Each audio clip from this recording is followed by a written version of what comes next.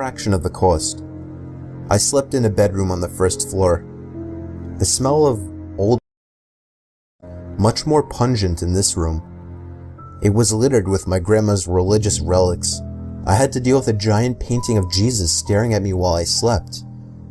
Weird things didn't start actually happening until my second week of living there.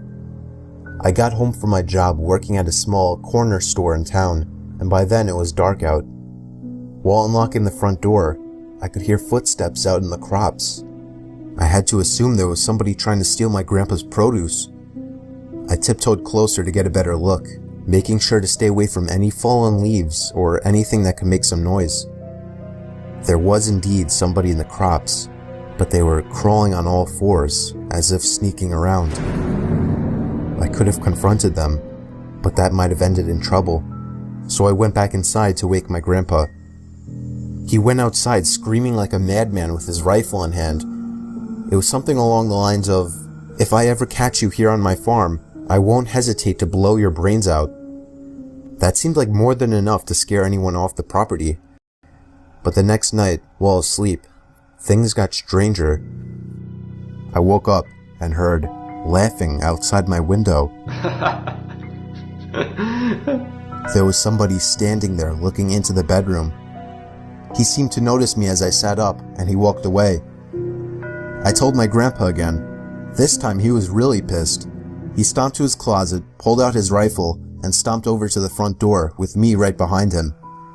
This time when he opened the door, something immediately grabbed a hold of his leg, causing him to trip. I jumped onto the hostile, taking him down easily as he was already in a crouched position. My grandpa managed to get up, grabbing his gun and pointing it at the guy. I called the sheriff while grandpa had the guy at gunpoint. I suddenly heard a scream while on the phone. It was my grandpa. I dropped the phone almost with tears in my eyes, fearing the worst had happened. I got to the stoop, and Grandpa was on the ground with his hand on his nose. He was bleeding. Someone else had come along, shoved him to the ground, and punched him in the nose before taking off. I wish I'd gone after those sickos with a gun. Who punches an elderly man in the face? In the end, the sheriff arrived for nothing, and my grandpa installed a camera system aimed towards the crops.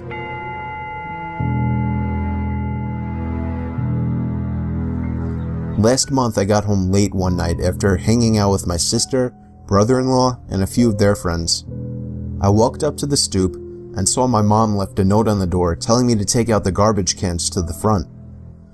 I made a point of being really quiet since mostly everyone was asleep by that time.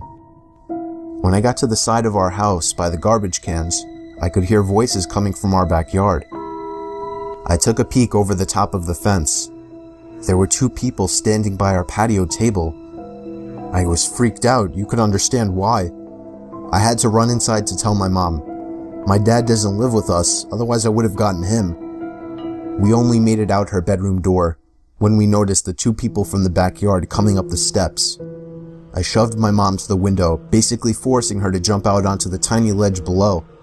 I somehow got her to do so, and while hopping out myself, the two intruders entered the room. I only caught the briefest glimpse at them before hopping down to the ledge myself and then down to the grass. Me and my mom booked it to the neighbor's house.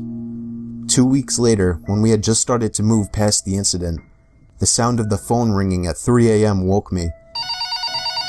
It kept ringing non-stop. It didn't go to voicemail. My mom got up after like the 10th ring.